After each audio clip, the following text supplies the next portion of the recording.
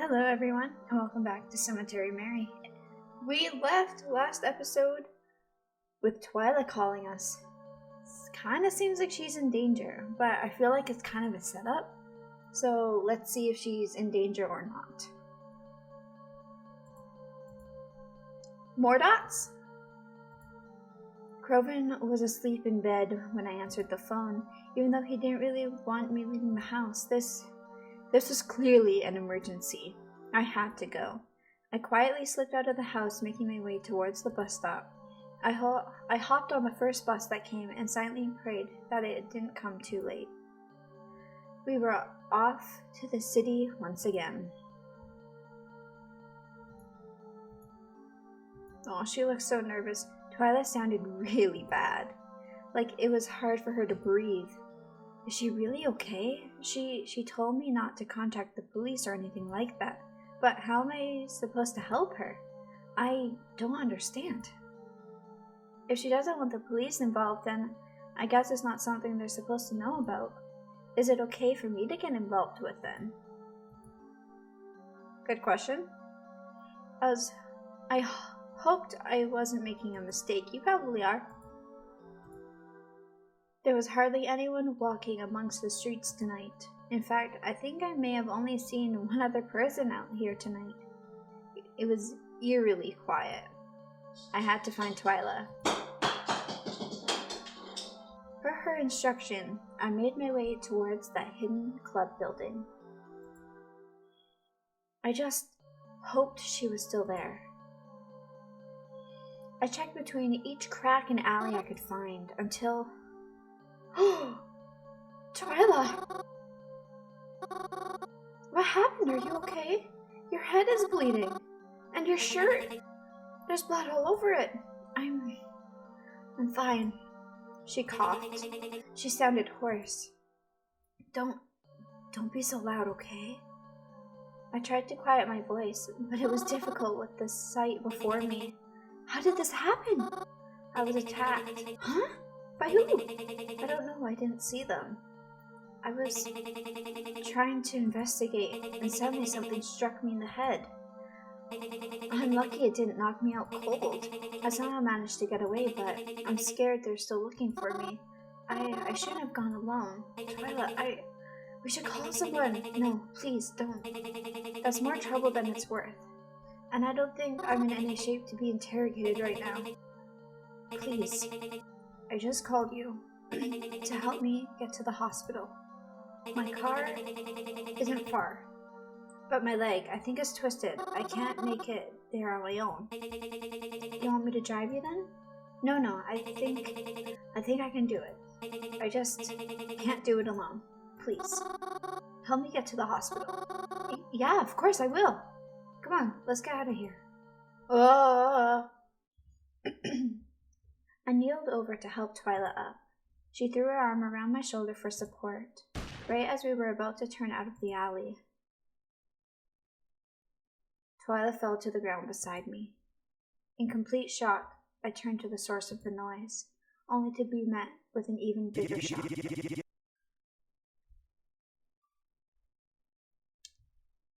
Aha! How fucking stupid do you take me for? Croven! Mary, we're leaving. What?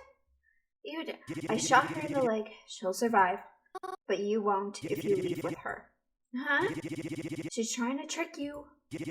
She's really good at it too. But maybe if she were better at it, I wouldn't have been here to stop her. I don't understand. What's going on? I'll explain it later. But we need to go. Now. This is all too much. You just shot somebody. I didn't even know you had a gun. There's no time for this. You're coming with me. She's getting up. I don't think so. How fucking stupid do you take me for, huh? You think that's enough to incapacitate me? Oh my god. I couldn't get any words out. I didn't know what was happening. All I knew was that Twyla's arm was locked around my neck, and I felt the cool touch of metal brush across my face. No, unless you think you're a real fucking lucky shot, I put that gun down right now. You gotta be fucking kidding me. Did you go deaf? Put the gun down or she loses a fucking eye. Shut up. Twilight choked me harder. What's it gonna be, asshole? Do you like your chances? Stay quiet. Just stay out of it. Don't make it worse for yourself. I'll put the gun down. Just leave her out of this, okay? She has nothing to do with any of it. On the contrary, she's got everything to do with it. Krogan put the gun on the ground. Twyla pushed the knife closer to my face. I felt its teeth lightly press into my skin. Krogan's eyes grew wider as he understood what she was getting at. As he held up his hands by his head, defenseless, and took a few steps back. Twyla quickly drew the knife from my face. I'm just glad she didn't manage to scratch me in the process. Then she removed her arm from my neck. I didn't realize how tightly she had been choking me until she let go. I gasped for air and almost toppled over. I stood as still as I could as Twyla walked over and picked up Krogan's gun. Thanks for agreeing to come help me, Mary. I really do appreciate it. She aimed it at in Krogan's direction. You were a very big help. And then pointed it towards me. Don't you dare. If you do, I ain't telling you shit. I wasn't going to. Twyla walked over to me again. She lifted the gun above my head. Mary, I'm sorry. I was out. What is happening? Yoo-hoo. Can you hear me? Mary? Zapara! Yoo-hoo! Zapara? Where am I? Where's Krogan? I was going to ask you the same thing. Oh, Krogan went missing. Twyla did too. Or at least, she's very good at hiding. It's been weeks since that night. I have not seen or heard from either of them. Supposedly, Zapara found me because Krogan messaged her and told her to come get me. And she didn't hear from him again after that. Were they in cahoots or something? I went to the police, even though I know Krogan doesn't like them. They were the only people left I could think of that might help me. But, just like my parents, it's turning up with nothing.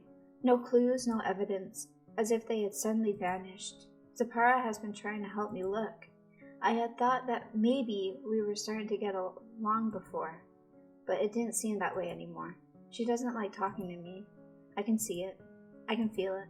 Her messages are short. We never meet for more than an hour at a time. She always got somewhere to be. She's mad at me. I know she is. Can I blame her? It's like I took her last friend away, and mine too. It's all my fault. If only I should have listened to Krogan. Maybe then none of this would have happened. It's like everything that had been happening came to a sudden halt. Twyla was gone, Krogan was gone. Even the mystery number stopped responding to me. Was this really it? Was this really the end? I still live in the cabin. I've got nowhere else to go. I try not to bother Krogan's room too much. It still smells like him when I walk past, and I'm not sure when he, comes back. He wouldn't want to see his room a mess. I try not to bother it too much, but sometimes I just can't help myself. I walk in. His hamper still has a shirt sleeve hanging off the side. His pillow is still lopsided on his bed. His curtains are still drawn. I walk over to his bed. I lie down, and I try not to cry. Aww.